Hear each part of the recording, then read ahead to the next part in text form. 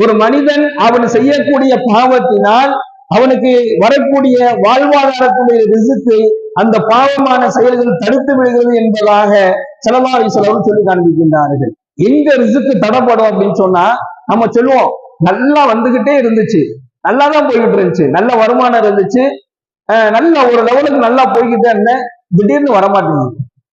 எப்படி வந்துச்சோ நல்லா அதிகமாக வந்து கொண்டு இருந்தது, நல்ல வருமானம் வந்துச்சு, நல்லா சம்பாதிச்சேன், நல்லா சேகரித்து வச்சேன், நல்லா நிம்மதியா வாழ்ந்தேன், வீடு வாசல்லாம் கட்டினேன், ஆனா திடீர்னு ஒன்னையுமே காணோம்,